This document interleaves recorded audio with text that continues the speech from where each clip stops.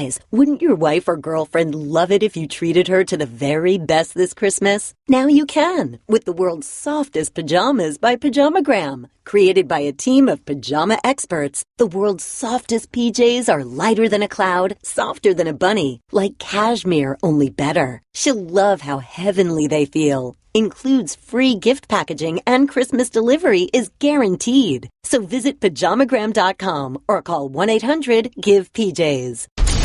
And now, Jalen and Jacoby on ESPN Radio. When I pop the trunk, head the deck. Y'all pop the trunk, I pop the hood. Now act stupid, I'll pop the trunk. Now give me a ba-boom. It's the weekend, and he is Jalen Rose. What up, though? I'm David Jacoby. And on the cool check-in. Together, we are Jalen Jacoby on ESPN Radio and ESPN2. We get the people what they want. We want to give a quick shout to the Cleveland Cavaliers and their entertainment staff because they, just like this show, have a no Nas slander policy. During the pregame warm-ups at the Q, the staff played almost exclusively Nas songs during the warm-ups, clearly a hat tip towards the Nas slander that Lonzo Ball has both spoken and put on his sweatshirt. Jalen Rose, do you support this from the staff of the Q? No question about it. And this is where the NBA continues to be a lot more progressive than other sports and other understanding its audience. I credit the public address announcer for the Detroit Pistons game, John Mason, for having flavor when he introduces the players and for calls and chants throughout the game. Now when you go across the league following that lead, you see teams having DJs in the arena. You see this flexibility taking place to create a more festive atmosphere. So now when you have that, things like this can take place. The old ancient way is we used to sometimes have to tell them what songs we wanted to hear coming out or try to create a playlist. And then sometimes it's like the fans really don't want to hear all of those records, so they'll play maybe 30% of them or 50% of them, depending on what part of the warm-up we were in. So I appreciate the progression, and I definitely appreciate the fact that they made the young fella listen to some Nasir Jones, who he claimed was irrelevant. Such blasphemy. The Cavs handled a spirited effort from a young Lakers squad. They won the game, but the Lakers looked pretty good. You know, they did what they could do, but no one's talking about the game. Everyone is talking about the exchange between Lonzo Ball and LeBron James. What does it mean? Well, guess what? Thanks to some mics that were on the court, we know exactly what they said to each other. Let's listen.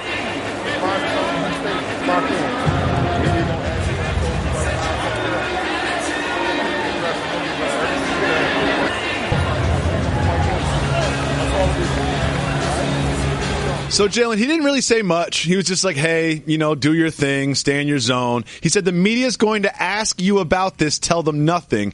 Do you think this was more a veteran giving a hyped rookie some advice, or is LeBron trolling the media, or was he kind of doing both? I think he was doing both. A lot of that exchange, number one, was iconic future Hall of Famer who understands what it's like to feel pressure as a young player, giving wisdom, knowledge, and love to one Lonzo Ball, whose father, by the way, finds a way to slander multiple players in their games, in particular while he was still at UCLA. But the second part of it was about the king. The way it was done, with the jersey over the mouth, telling him what to do with the media and how to approach it, and then both of them in the post game acting like there was some top secret exchange, like the mafioso, where they needed mothballs in their mouth in a steam room to actually talk about the subject matter.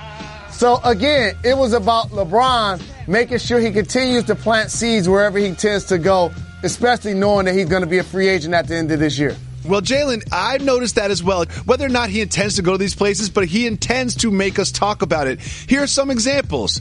We have this. We have him in Houston having a conversation with Chris Paul on the sidelines, being friendly. And then we have him posting himself in the middle of the Knicks logo in Madison Square Garden after he plays the Knicks. And there's this exchange between him and Lonzo. It just seems like he's playing with us, knowing that we're going to talk about these things. He's pulling the strings, and he knows which teams that people speculate that he's going to end up at, and I think he does this intentionally. Do you agree? 1,000% is done intentionally, because you don't become a mogul while you're playing like LeBron James, who deserves to have his number retired and a statue while he's still playing at a high level in his 15th year. He understands each step of the way, so much so that he's telling Lonzo to tell the media we didn't talk about nothing, or don't let them in, none of your business, when they didn't even talk about anything. They didn't talk about nothing. That's true. Nothing was exchanged. Stay in your zone. That doesn't mean anything. But he knows that the mystery is more effective than the actual facts. Because if Lonzo did tell the truth, he just kind of gave me a pat in the back and, told me to, play hard. Moving on, you know how I love Lance Stevenson, right? Absolutely. Lance Stevenson has just been replaced as my favorite basketball player. He's been replaced by this guy in Atlanta. Check him out. Have you ever made a shot like this before, Norman? All the time. The confidence. That. Look at this. And then the form. Nothing but net. The confidence before the shot is what really gets me. Oh, look at him. Look at him. He kind of looks like an older version of Paperboy from Atlanta. I love this so much. Jalen, do you think this is the greatest shooter of all time? I just want people to know, his family, his friends, his coworkers, that he's, after taxes, he doesn't have $10,000. Because people tend to count your money for you. Everybody is going to come up to him and treat him like he got $10,000 in his pocket. He got $6,000. I got your back. Yeah, exactly. That's a really good point. Computer, execute 12.4p operation. Optimizing algorithm. Running encryption packet alpha 990. Oh, I don't feel so good. What is it, computer? Is it hot in here? It feels hot in here. I feel a little clammy. I should lie down or something. A computer with a virus? Surprising. What's not surprising? How much you could save by switching to Geico. Those oysters Rockefeller were a mistake. Geico. 15 minutes could save you 15% or more. Jalen, something comes back this weekend that I forget about every single year. Do you know what that something is? No. Weekend NFL football games on Saturday. It always happens around this time of year. I always forget about it. And this Saturday, the very first game at 4:30 are the Bears coming into downtown Detroit to face your Detroit Lions. There is a world in which the Detroit Lions can win 3 straight games. They play the Bears and then someone else and then the Packers. And they could end up at 10-6 and make the playoffs. They're going to beat the Bears on 4:30 on Saturday, right? Absolutely. Thank you for your analysis. Then, at 8:25, we have the Chargers at the Chiefs. The Chargers, a team that started terrible, playing the Chiefs, a team that started hot, and they have now switched roles. They both end up at 7-6. The winner of this team puts himself firmly in the hunt for the wild card. The winner of this game puts himself firmly in the hunt for the AFC wild card spot or the division. Who do you think will win this one? I think Kansas City finds the way to get themselves back in order. I think coming out of the chute, 5-0, took the league by storm. That's without Eric Berry, who they lost for the entire year. Yep. And then it seemed like Kareem Hunt, who got out to an amazingly fast start for a rookie. I don't know if he hit the wall. Coach Andy Reid said people weren't doing a great job up front of blocking for him, but either way, he tailed off and then he got back going last week. But you got to start with Alex Smith. His performance in particular has been the either hot and cold thing that determined whether they were going to win or lose. And so their defense has to start playing as stout as expected. But again, they have so many offensive weapons that I think the Kansas City Chiefs find a way to get themselves going. But don't overlook the Chargers. Yep. Keenan Allen, Phillip Rivers. Like, this squad, anytime you start 0-4 and you're able to turn your season around the way they've done, it's truly impressive. And they get after the quarterback defensively as well, in particular with Joey Bosa. I love Bosa. They've been 7-2 in their last 9. Phillip Rivers is not going to be the MVP, but he's kind of sort of on the bubble in the conversation. This moves us to our Sunday games. The Dolphins at the Bills won't be that exciting, so we're just going to jump over to that one and go to this one I want to talk about. The Packers getting on a plane, going to Carolina to play the Panthers, and this, of course, is the return of Aaron Rodgers. Jalen, I'm very concerned about this game. I think this is a terrible idea by the Packers. I would not start Aaron Rodgers in this game, and let me explain why. The Carolina Panthers have more sacks than any other team in the NFL. The last time the Packers played the Panther, they ran like 24 blitzes at Aaron Rodgers. He was contacted 12 times, and he was sacked 5 times. He's got 13 screws inside of his body to fix a clavicle, and now in his first game back, without his sea legs underneath him, they're going to put him out on the road against the Panthers. You seem to disagree about this decision. I would not start Aaron Rodgers in this game. You're on drugs. If he's healthy and he rehab and he's ready to go, he's not fearing any opponent. That's irrelevant. If they were playing against the Steel Curtain, he'd want to be out there. But here's what's truly going to happen, though. The Carolina Panthers are going to win, and then Aaron Rodgers will be out the next 2 games. Exactly. Watching. See, that's the thing. It's like I can see the future. I believe the Carolina Panthers win this game, and the next thing you know, Brett Hundley's back out there because they're out of the playoff hunt. Like, we know this is going to happen. So correct. So here's my logic on that, Jalen. We agree about that, right? So once they lose, Aaron Rodgers will no longer play. So they're kind of saying that they're going to beat the Panthers and then the Vikings and then the Lions. I just kind of think that's unrealistic to expect that to happen. Could it happen? Sure, but it has about a 10% chance of transpiring in my mind. I just do not believe that will happen. So if I were the Packers, I would not play Aaron Rodgers this season because I would just make the risk-reward assessment. The risk is so high and the potential reward is so remote that I would not play Aaron Rodgers. You're looking around like this is ridiculous to me. Like, I don't understand. The logical path that I just put in front of you, you do not follow? No. How are you going to look at 53 guys in the locker room and say, I'm not playing arguably the best quarterback in the league because we're scared of the Carolina Panthers and their pass rush? Or we're not going to play Aaron Rodgers because there's only a 9% chance we make the playoffs. If there is a chance and he is healthy, you put him on the field. Once they lose at Carolina, then he won't play again. Yeah. But we all know they're going to lose. I mean, they're going to lose to Carolina, and then they're not going to play him the next week. Let's not risk that. I just hope Aaron Rodgers is okay because I like Aaron Rodgers a lot. They better block for that guy. Yeah. The Ravens are going to beat the Browns. We know that. The Jaguars are going to beat the Texans. We know that. The Bengals go into Minnesota to play the Vikings. The Vikings have a 10-3 record. Is there any chance that the Bengals can spoil the Vikings' hopes of a number 1 seed in the NFC? No. Not at all. No. The Vikings will find a way defensively to control the football game. They win. Cincinnati, Tampa Bay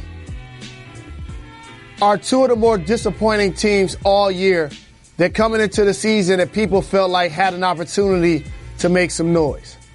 Absolutely. And I'm looking at the Raiders also in that conversation. Yeah. That's a good call. The Saints are going to beat the Jets. And then we have this game. We have the Eagles going into the Meadowlands to play the Giants. They have opposite records. Eagles are 11-2. The Giants are 2-11. However, this is the first time this season that Nick Foles will have a full week of practice as the starting quarterback for the Eagles. How do you expect Foles to perform? I think that the Eagles' overall football team has proven that while Carson Wentz showed to be a terrific young quarterback and you can't replace his productivity, in particular when the play breaks down, how he's able to scramble, get in and out of the pocket with Nick Foles, I think the fiber of their football team, the way it's built, power run game with the Giant Blunt, tall receivers that can also be possession receivers, a really good tight end, and a great front seven defensively led by Fletcher Cox and Brandon Graham. So based on that level of balance, Philadelphia against a division foe, they're going to beat the brakes off the Giants. Absolutely. I think if you were the Eagles and you did have to replace MVP candidate Carson Wentz, you could almost handpick the Giants as one of the three teams that you would want to play for Nick Foles' first start. Get a win under his belt, a Giants team that has nothing to play for. You get a full week of practice with him. This almost lines up perfectly for them preparing for a playoff push, which I still think they have the potential to go deep in the playoffs because, as you mentioned, they have so many talented players around them on both sides of the ball. The final early game on Sunday are the Cardinals at the Redskins. Would you consider the Redskins one of those teams that disappointed this season at 5-8? I would. Arizona falls into that category as well. Washington is still not going to get towards their goal, which was, is Kirk Cousins a franchise quarterback or a starting quarterback? And what now they've got themselves in position to do is to keep paying him as such because he continues to have all of the leverage in that situation. Yep. Until that gets ironed out, along with their defense, I don't see what they hope to truly get. I don't see what their calling card is. I really think that when Jimmy Garoppolo got traded to the 49ers, Kirk Cousins was like, hey, that's my spot. Like, come on now, that's my spot. Like, that's my spot. He's like, what I got, Denver now? You know, because there's only so many parking spots for starting quarterbacks. I mean, granted, like Kirk Cousins would fall in your top 15 quarterbacks in the NFL, but there's only so many true parking spots available, and Jimmy G just took up one in San Francisco. And the funny thing is, people talk more about Garoppolo when he's the backup for the Patriots than they have with him starting for the 49ers. The media can be such groupies.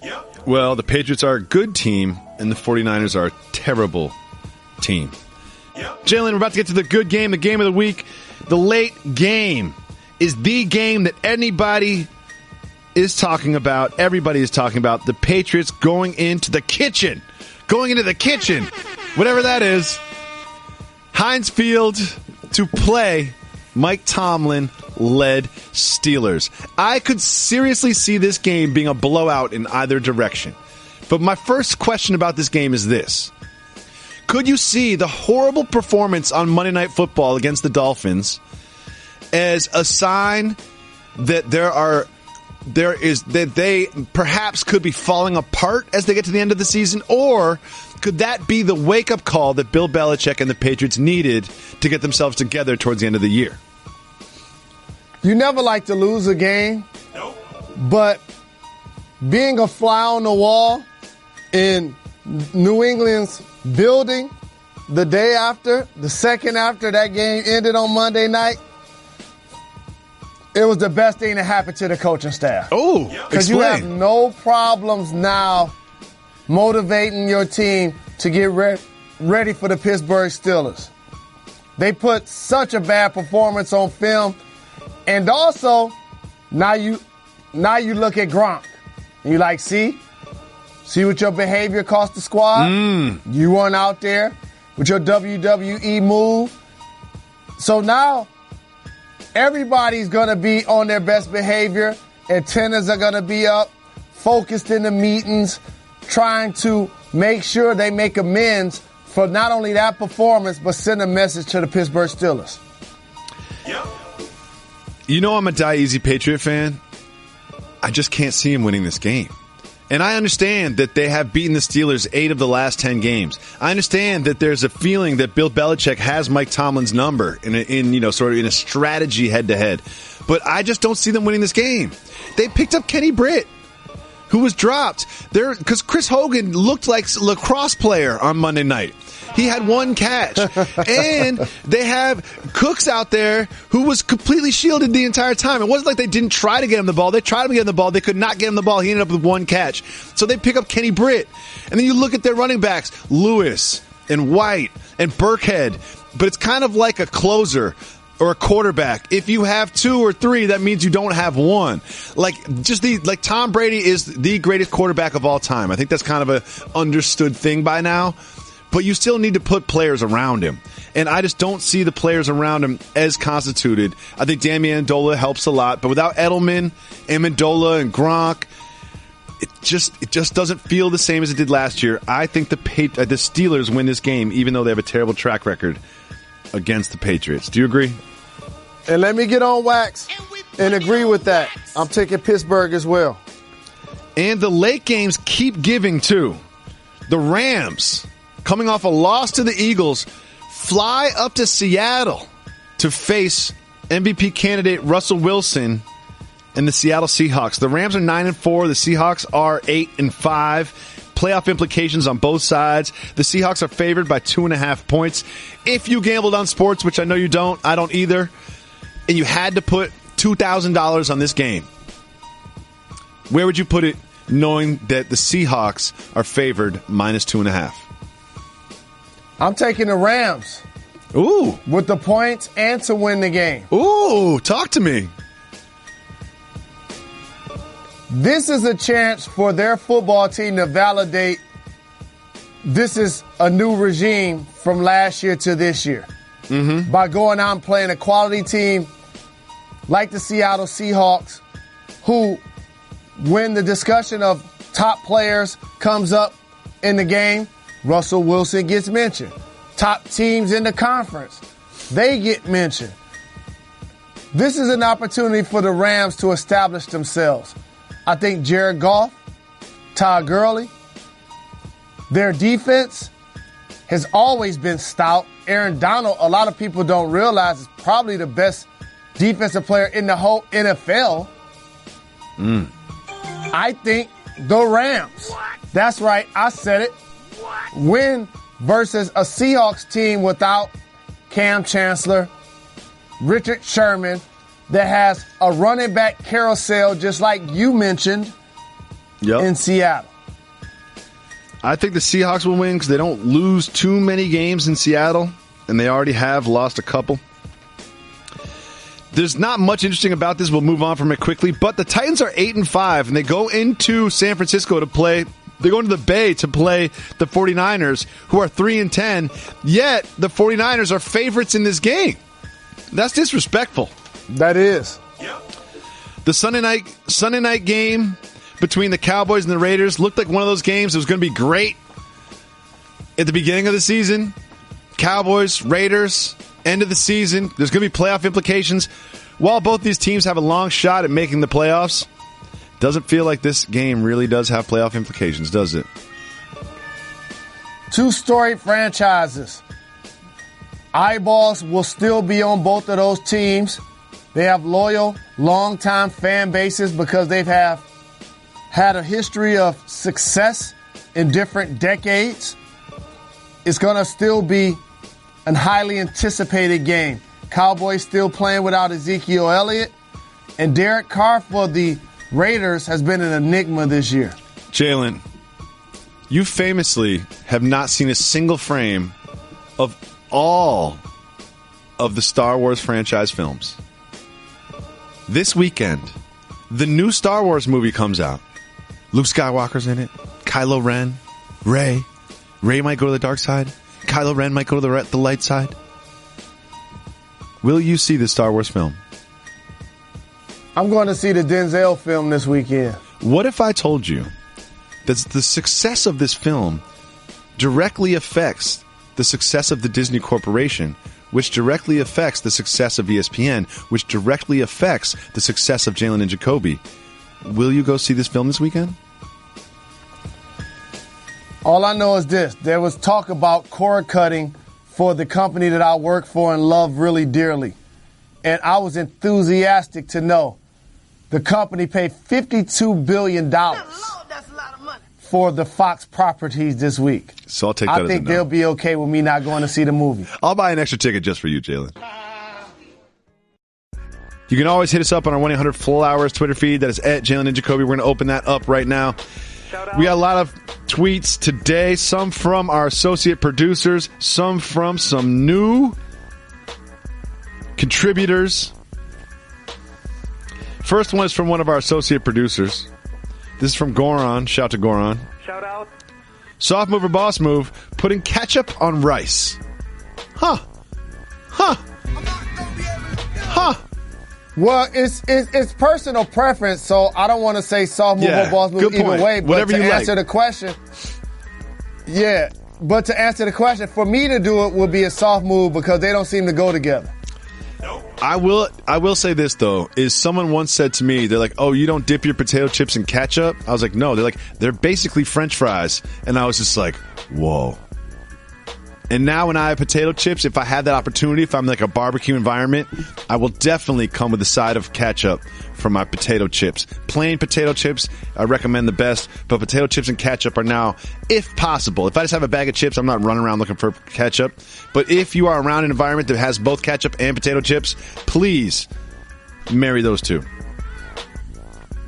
I know one thing. Shout out to Black Thought. Shout out. He threw flames at that freestyle on Flex. 10 straight minutes of bars. Black Thought will remind you. The Snowman, Young Jeezy. Shout out to Big Sean. Shout out to Eminem. Shout out. All dropped albums this week. Black Thought will remind you every once in a while. No one ever talks about him as one of the dopest MCs, but every once in a while he'll remind you that, like, I've got 4 songs that I will put up against anybody else's 4 songs. How about Decades? Next, Carlos has a question. In Jalen's Uber ride from the pod, did any ear hustling occur after he told the driver they were getting a little too enthusiastic? I need a follow-up on that. If you didn't listen to the show... That's what I said to him? If you listened to the show from Wednesday, Jalen was getting picked up from an Uber from the Bristol campus, and Jalen was... You know, Jalen can get frustrated when he talks to people sometimes, people that you don't know. You do get a little frustrated sometimes, you know, because you're very clear. You want what you want. Sometimes you get a little frustrated. And you're trying to guide the Uber driver to the proper entrance in which you want to be picked up at ESPN. And he was asking questions, and you said to him in not in a polite way, but not an impolite way, you're getting a little enthusiastic. How was the vibe? Everybody heard this. Everybody heard the exchange. So what happened when you got in the car? What happened when you got in the car? When I got into the car, everything was golden because for those that don't know, he told me he was at a dead end, which is only 150 feet from where he actually needed to be. And so all you had to do was just look, and there was a big ESPN building, about 13 of them, as well as a security entrance. So he was fine. He was a good driver. I didn't give him a chance to ear hustle, and I didn't get a chance to lecture me. I just told him I was sleepy. Did you sleep? No. Nah. Really? I don't really sleep in the car when people are driving. When I'm by myself. Oh, okay. I was about to say, Jalen, you know who you're talking to, right? I'll be mid-conversation. I'll be mid-conversation with you. You will have asked me a question, and right in the middle of my answer, I look over and you're asleep. However, one thing about sleeping Jalen Rose has like this prison thing going on where if you point a camera at him, even when his eyes are closed, he will wake up and look right at you and point at you.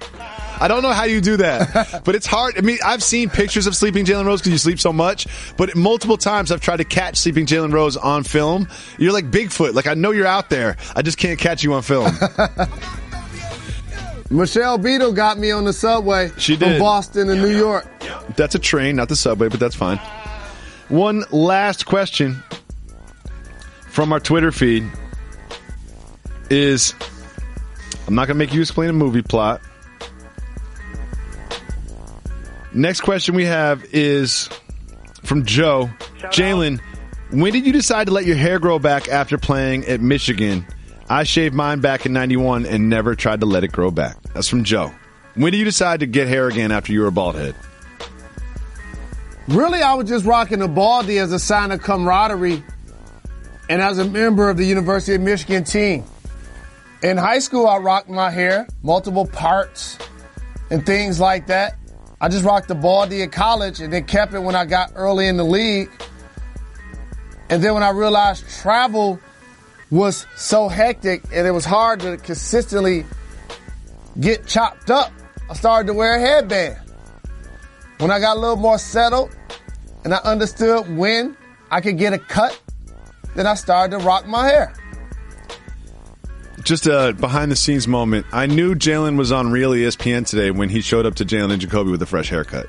That's always an indicator because you never have a fresh haircut on this show. But when I saw you with a fresh haircut, I was like, you were on SportsCenter earlier today or something. You were in Bristol earlier today, something. Were you in Bristol earlier today, Jalen? I was in Bristol today. Were you on camera, on television earlier today? Yes, I was. I did multiple sports centers today. Maybe sometime you'll respect this program, the one with your name on it, as much as you respect programs that have been around since you were a small child. Jalen, Carmelo Anthony spent a lot of time in New York City, 6 seasons with the Knicks, and he was traded. He's headed back there on Saturday to the Garden. Knicks fan favorite Kristaps Porzingis said that Knicks fans should, quote, show him some love. Given the fact that most of the turmoil during Anthony's stay was basically James Dolan and Phil Jackson's fault, do you think Knicks fans will follow their advice from the Unicorn? I think they're going to follow the advice, and I agree with you about James Dolan and Phil Jackson. But there's a third piece to that puzzle. It's Carmelo Anthony. While the future Hall of Fame player left the Denver Nuggets to come to New York City, it was to elevate them to a championship level playing alongside Amari Stoudemire. That didn't happen. Him attracting other top-level free agents to come run with him did not happen. But he did go out there each and every game, give buckets, be a professional in the locker room, as well as dealing with the media, especially the last year or so when things just got off the rails with Phil and with James Dolan. So I do applaud how he did handle that scenario. But overall, the Knicks clearly didn't get accomplished what he hoped to get accomplished when he went there as a player. Do you think it will be more of an appreciative ovation or some boo birds? I think it'll be an appreciative ovation. He put in work there for 6 years. I mean, here's a guy that's averaging 25 points consistently. And New Yorkers respect the game. And they understand the hardest thing to do in basketball is to put that thing in the hole. And he did that in New York on that big stage for 6 years. And then it's the other part of the people that's going to cheer because they're happy that his number's off the salary cap. And there's going to be other people that's happy and cheer because the team now has a brighter future, possibly led by Porzingis. Absolutely. Well, we are now joined by senior statue analyst, not just of ESPN, but of the world, Mr. Jalen Rose, who cares and knows more about statues than anyone else on the planet. There's a new statue being unveiled in the NBA. This time, it is a statue of Maurice Cheeks. He's an assistant coach for the Thunder, and this statue is going to be unveiled by the 76ers while he is in town.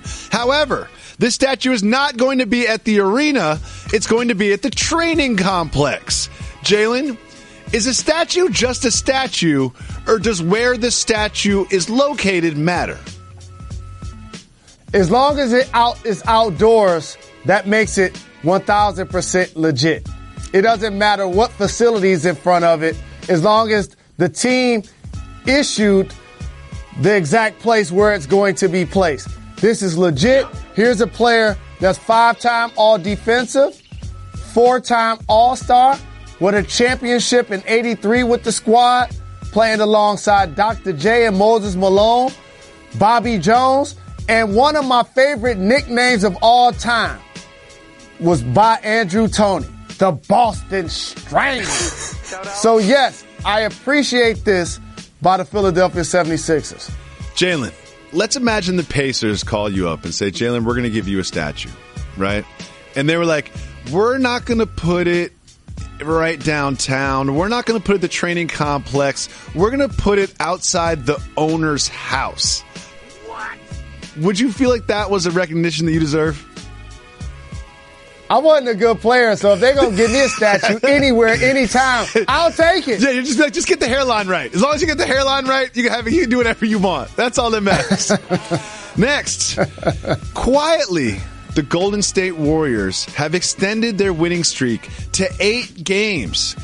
On Thursday night, they beat the Mavericks, who were in town, and they beat them pretty handily. But not just did they beat them, look at who they beat them with. There was no Steph Curry, no Draymond Green, no Zaza, no Nick Young.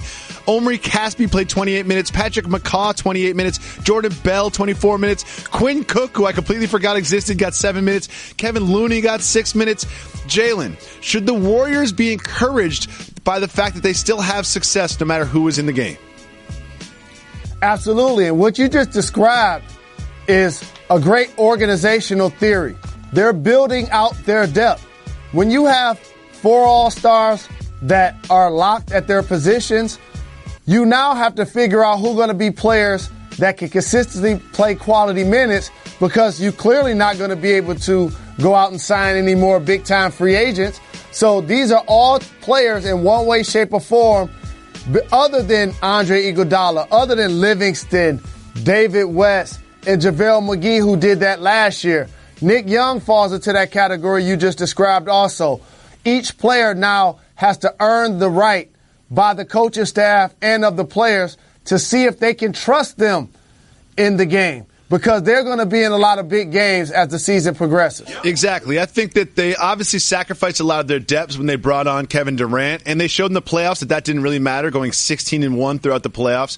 But they are they're going to need these players, the McCaws, the Caspies. They're going to need these players come playoff time, and it is sort of a silver lining on the injury cloud that they get some minutes during the regular season. Jalen, I'm about to introduce something to you that you probably don't know about. It's going to be released nationwide, and it combines 2 of your favorite foods in the entire world that have nothing to do with lobster. Regal Cinemas is rolling out nationwide a new product. Jalen, when you go to the movies, what do you always get? Popcorn, extra butter. And before the show, you normally eat some Eatos. Well, I have here Cheetos popcorn, a combination of Cheetos and popcorn. And don't you wish you were in the studio today? Don't you wish you were there today? Wow. What do you think of Cheetos popcorn? You know what? No different than the black socks or the long shorts or the term Fab Five. I need to start getting some of my ideas patented. Because literally somebody saw this program and they were like, you know what? We can make money off of that. I'm so jealous. But I got some better made popcorn though. Barbecue, potato chips, representing the D.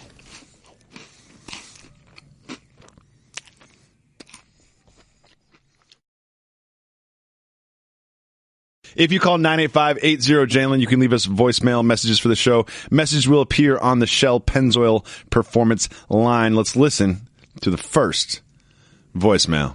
I got lots of love for J&J, that is. No love for the mother show to bite in this. All the mother podcasts know what time it is. And if they don't, they need to buy a watch. Word up. Jalen Jacoby, what up, though? It's late Luke, checking in from Parachute, Colorado.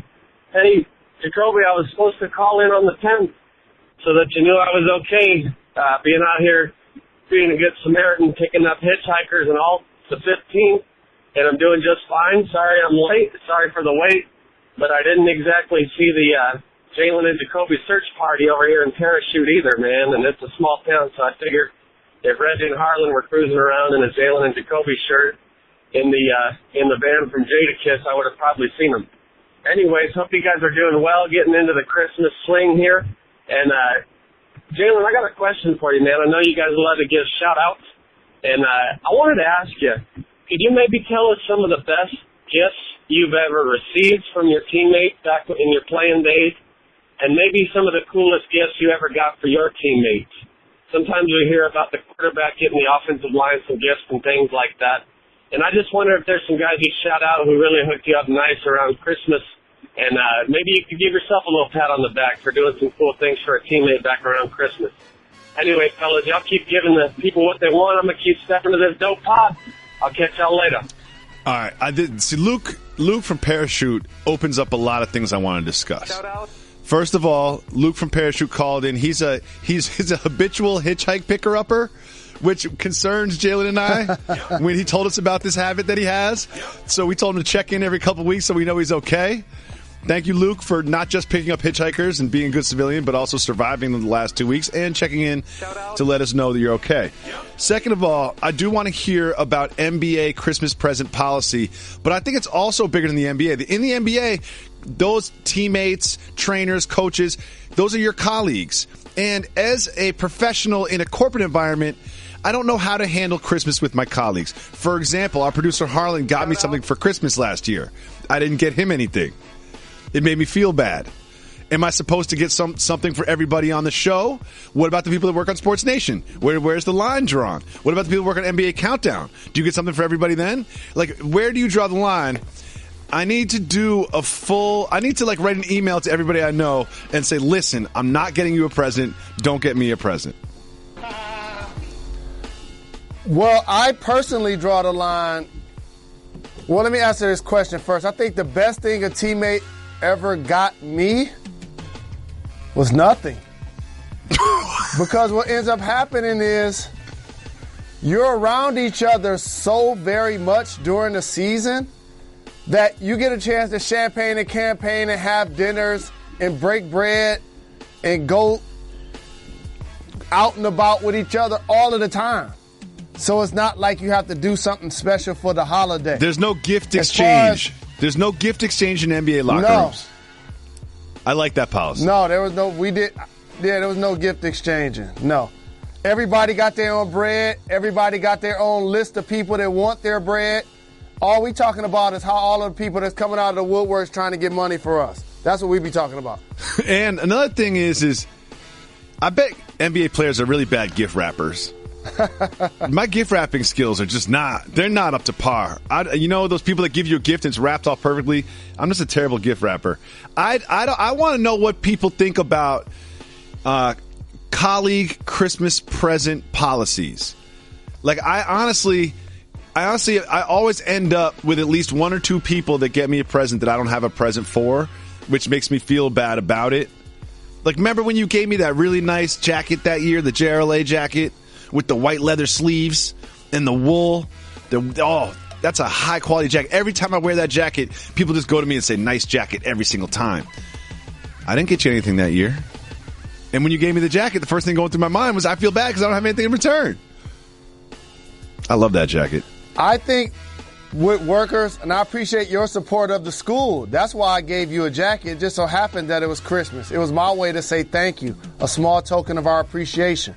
But with that being said, with workers and colleagues, not to bust my arm to pat myself on the back, but I try to do special things in my own little way. You do. When I can throughout the year. You do. So that it's not a big deal when a holiday comes. You do. You take care of the staff. You always bring food, tacos, lemon pepper wings, barbecue. And whenever, can I be honest about it? Can I be honest about this policy? Because I'm just such a negative person. Yeah, because you left before you had some of the fried turkey on Thanksgiving. I had some of the fried turkey, the first fried turkey I ever had in my entire life. I enjoyed it. What do you mean, Reg? I had some of the turkey. You think I'm lying? You think I'm lying to the microphone right now? I had some of the turkey. I was there. I left. Yeah, that was the first time I've ever had it. What? Every time you bring food for the staff, when I walk in and I see that there's food everywhere and everyone's eating, there's like 90% of me is like, come on, we're supposed to start a show right now. Like, Jalen, if you're going to do this, let everybody know. We'll come a half an hour early. We can eat, and then we can start the show on time. But now you're just delaying the process with these ribs. You're just delaying the process with this cornbread. Thank you so much for the call, Luke. Shout out. The Bristol radio producer, Danny Z, wanted to know if I was going to get him presents. That's a hard no. I'm not putting anything in the mail. But now that I've said all this, I have to get something for the staff. I'll come up with something. Don't forget, if you call 985-80-JALEN, you can leave us voicemails. If you leave us voicemails, we'll play them on the show just like this. Yo, what up, Jalen and Jacoby? This is Patrick calling from Durham, North Carolina, originally from Sacramento. Hey, guys, I just wanted to say, first, I woke up on the wrong side of the bed this morning. I was all grumpy, stupid. I didn't want to go to work. And then I listened to the pod while I was doing some work, and it just made me feel so good. It made me laugh. You guys were talking about working with tools and being handymen and all that kind of stuff. So I really appreciate it. You guys brighten my day. Second thing is I'm a scientist, and my fiance is a scientist. Shouts to Eleanor. Shout out. You know, it's real fun working together. We get to do a lot of projects together, and we do all this cool science and all that. But it can be rough, right? Like, you know, sometimes she wants to bring work home with her, and I don't want to do it. It makes me feel all bad and all that. So I wanted to ask Jalen, you know, your partner is in the same industry as you. What do you find is the best thing about that relationship? What do you find is the most challenging thing about working with someone and being with someone in the same industry? So hit me back, and thanks for your time, guys. Keep giving the people what they want. All right. Shout out to Patrick and Durham via Sacramento. You know, first of all, a couple things I love about Patrick. We love people that listen to the pod at work. When you get paid to listen to our podcast, no doubt, good for you. Yep. Another thing, I always have a certain respect for scientists. You know, they decide, like, you know what, that class, I'm going to make that class into my career. Because science to me was something I had to get through for school. And then once I was done with it, I'm done with it for life. Like, I'm going to make that my career. Great career choice, Patrick. Both Jalen and I have worked with our significant others in the same industry. Well, the best thing about it is she knows all the same people, right? So when I reference certain people, you know, like we all kind of run in the same circles. So it's not like I have to explain who that person is. She knows all the different players and she knows all the different relationships. So you don't have to catch her up to explain things about work. That's one thing I like. What I don't like about it, she knows all the same people. So it's like, if I complain about somebody, she can disagree. Or if you know, a lot of times she's like, oh, they're playing you because I heard that they did this or that. It's a lot of like, oh, they're playing you from her. You know what I mean? Like she's kind of like an instigator in a bar fight. You know what I mean? She always wants me to go hard, you know? But I love the time when we were working at the same office and living together. I think a lot of people would dissuade someone from both working and living with their significant other. But for me, it was absolutely fantastic. Jalen? It's a beautiful thing to be able to work with my significant other, Molly, because like you said, you know all of the same people. And more importantly, they know what you hope to get accomplished. So, like, it's one thing when somebody doesn't truly follow sports and you don't work with them, but she also follows sports. Mm-hmm. So I could be laying in the bed and she looks at me like, man, we got to make sure we watch that Steelers and Patriots game. And also, like, you get a consigliere. Like you've got someone who can give you better advice because they know everything about. You don't have to catch them up. You get like a knowledgeable consigliere because everyone uses their significant other as a consigliere and a best friend and a million different things.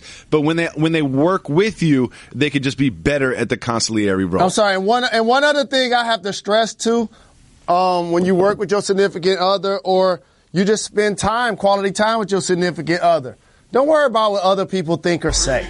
What up, though? It's your boy Chase from Knoxville, Tennessee. Listening to you guys talk about the wine glass issue. I was excited because my wife and I just had this same argument 2 nights ago when I filled up the glass. So I decided to look it up. Why do we only fill the wine glass up just a little bit? The consensus that I saw was that restaurants try to get as many glasses out of one bottle of wine as possible. So they started filling it up just a little bit. And I think it said something like you can get up to 5 glasses of wine per bottle. So restaurants, just trying to save a buck, decided to shift an entire culture. So I say we take it back. Give the people what they want, a full wine glass. Appreciate it. Terrific call. See, now this is how different Chase is. This is how different Chase is than you and I. So you and I just complain and just talk about what we do. Chase says, let me get to the bottom of this issue. Why is this the way it is? And I respect Chase for following up. Yep. Granted, he did just follow up just so he can win an argument with his girlfriend. We'll all do whatever we can to win an argument with your girlfriend. But Chase has a point here. Restaurants trying to make money have somehow made it look crass to fill your wine glass to the top. Well, guess what, Jalen and Jacoby listeners? We're starting a new revolution.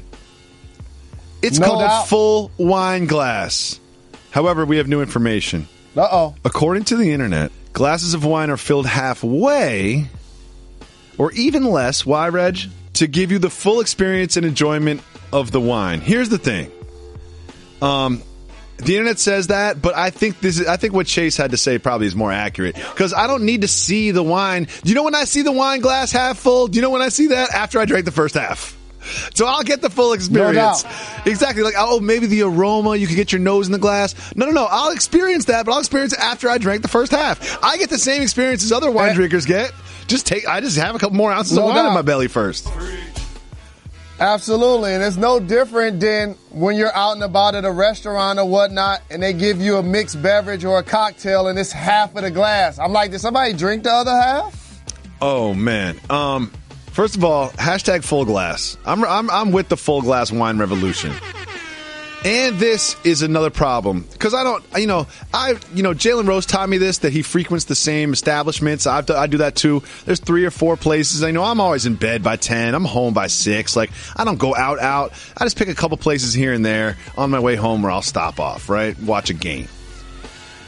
One thing I can't stand when I go to a new place is I ask for a vodka soda. And I see them take out basically a 4-ounce glass. And then what do? They dip it in ice and then put it on the bar. And then I look at it and I'm like, that glass if it was just full with water with nothing else, it would be about 6 ounces. And now you filled it with ice. So that's about, 2 ounces or 3 ounces. And then you put about an ounce of booze in there, 2 ounces of soda. So now I've got a 3-ounce beverage that you're charging me $11 for. Do you know how long it takes me to drink a 3-ounce beverage, Jalen? 2 sips? 3 seconds? Yeah, 2 sips. So then I'm sitting there 2 sips, and then I have to get another drink. And then it's sort of like, it's socially unacceptable to have 5 drinks in 5 minutes. But that's kind of what it takes. Then I started asking for my beverages in pint glasses. So I'll be like, oh, can I have a pint glass with vodka soda? Really what I mean is, give me a single pour of vodka and just fill the rest with soda. I don't need extra booze. I just need extra liquid so it won't take me 2 minutes to finish this drink and I have to come and talk to you again. But what they do is they put a double in it, and then it doesn't taste good. And then you ask them how much it is, and they're like, $22. I don't have $22 for a drink. Sorry, I got fired up. That really bothers me. Let's listen Not gonna be able to let's listen to another voicemail. Hey, been listening since the beginning, This is Rookie down here in Raleigh. I just want to give a quick message to the brother who called the other day and said, he didn't really like the opening. I wanted to just drop this jewel on him real quick. There's certain things when you're of a certain age and you grew up with hip-hop. I'm 43, so when I was a kid, hip-hop, this was the beginning. There's certain things that you hear that they're greater than the sum of the parts, right? What Jalen says by the Beastie Boys, to me and probably to people who grew up with hip hop, it's greater than what it sounds like, So if you're a little bit younger, you might not feel the same way about it when you hear it. And there are a lot of things like that, I think, from hip hop that today might seem kind of whack and not as cold, but if you are from that era, if you're a true hip hop head, it means a whole lot more. So like when I hear Curtis Blow go, oh yeah, that might be whack in a song today, but when I hear it, it means hip hop to me. Melly Mel going, when I hear Run go, we had a whole lot of superstars on this stage here tonight. Things like that are hip hop. So when Jalen does that at the beginning of the show, for me, it's just like him throwing up a flag saying, this is who I am. You can feel this or you can't feel it. And if you can feel it, then we're going to be in sync this show. You're going to know where I'm coming from because you could feel this. So, Jalen, don't change it. It means a whole lot more to a whole lot of us out here than some of these younger cats who maybe they just don't understand the essence. That's part of the essence, yo. Y'all keep doing what you're doing. I love you. I listen to it every day. Thank you kindly. Rookie. How about Rookie calling in at 43, behaving like a seasoned vet and Hall of Famer? And one thing I want to say, and I'm sure Rookie agrees with this is nothing against a younger generation that is not exposed to this. Like if you are 17 years old and you're listening to this, I can't be upset with you for not being exposed to things that happened before you were born. But what I can say is don't reject the things that happened before you were born. And I'm talking to you, Lonzo Ball, about Nas. I love Rookie. Rookie, will you be my dad? And also, he's a hip-hop head because the things that he referred to is exactly right. Curtis Blow, Melly Mel, the Run DMC. Yep. No doubt about it. But they now call that something different. They're called ad-libs now. And each MC has their own. And so, based on what Rookie said, we will keep the intro to keep the people coming back for more because we give them what they want. Like that one. Or when Chuck D says, radio, suckers never play me. Or I got a letter from the government the other day. Thank you, Rookie, for explaining our feelings better than we can. Rookie's more in touch with the way we feel about the intro than we are. You know, sometimes it takes someone else to articulate your feelings in the right way. Thank you, Rookie. We appreciate it. Shout to you. We love our listeners, especially our everyday listeners. Shout out. Let's listen to one more voicemail. What up, though? It's Big O from T.O. I just wanted to call and thank y'all again for continuing to do what you do. At 7 a.m., I'm getting ready for work. I'm a bit drowsy, but like my daily routine, I put on the show. I'm listening to yesterday's show out on the East Coast here, and I just wanted to say I've been a long-time listener. I heard my man saying yesterday that he's not feeling the intro. Listen, I've never been a huge Beastie Boys fan, but I love the intro. It represents the 90s to me, 90s hip-hop, and what you guys do. I love the Pop the Trunk feel, so I'm going to come in and pay some respect to the intro. I'm a fan.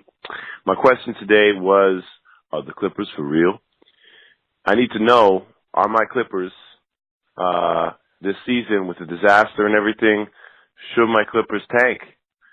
Should we trade DJ for the Nets pick in Cleveland and then possibly put together 2 lottery picks for next year's stacked lottery draft? I gotta say, I'm disappointed to give up on the Chris Paul, Blake Griffin, DJ era, but getting 2 top 10 picks, that's appealing to me. Let me know what y'all think. Shout out, Reg. Thank you for everything you do. Are the Clippers for real? It's an interesting question. They're kind of at the crossroads. See you at the crossroads. I love my Uncle John, y'all. There will be 0 Bone Thug slander on this program. Should the Clippers tank? He left out the most important thing. You trade DeAndre to the Cavs.